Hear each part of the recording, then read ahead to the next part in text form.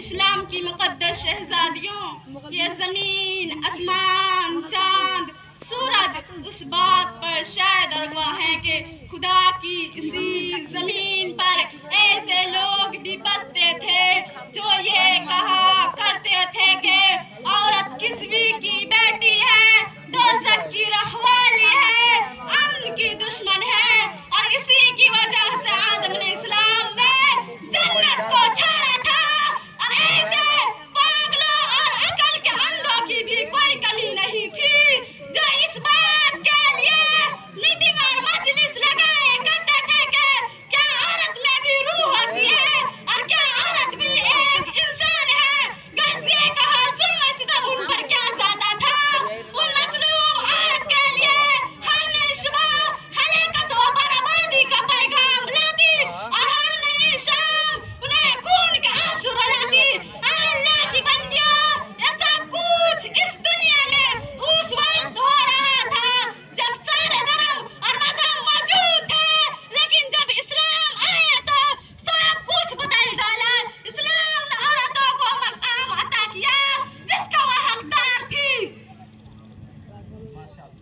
حضرات گرامی، اگر آپ یہ جاننا چاہتے ہیں کہ اور مذہبوں نے عورت کو کیا مقام دیا ہے تو اگر آپ عیسائیوں سے سوال کریں گے تو جواب ملے گا کہ عورت ایک ناگزیر برائی ہے، ایک مصیبت ہے اور بے عزت چیز ہے۔ اگر آپ تازہ یونان، بانی منطق و فلسفہ سقراط و افلاطون سے دریافت کریں گے تو اگر آپ دوسرے دھرم کے لوگوں سے سوال کریں گے تو اسی طرح جواب ملیں گی، لیکن جب آپ یہی سوال اسلام سے کریں گے تو اگر آپ بیوی کا شوہر ہو تو جب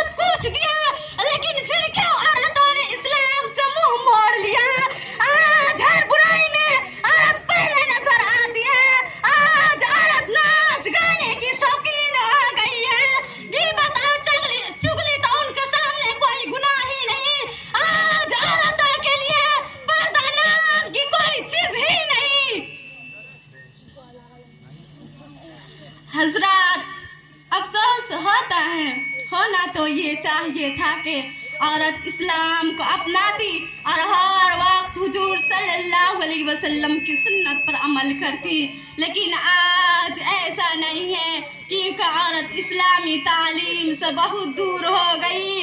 آج ہم سمجھتے ہیں کہ ہماری لڑکی مسجد میں قرآن پڑھنا سیکھ لے تو وہ اسلام سیکھ گئی۔ جی نہیں، ہرگز نہیں، بلکہ بات یہ ہے کہ ہر انسان کو علم دین سیکھنا فرض ہے، یعنی مرد ہو یا عورت، اس کو اتنا علم ضرور ہونا چاہیے کہ وہ حلال و حرام پہچان سکے، اور نماز، زکوٰۃ اور دوسری عبادت کا صحیح علم ہو، اور پاکی ناپاکی کا مسائل کا علم ہو، اور اسلامی عقائد کا علم ہو۔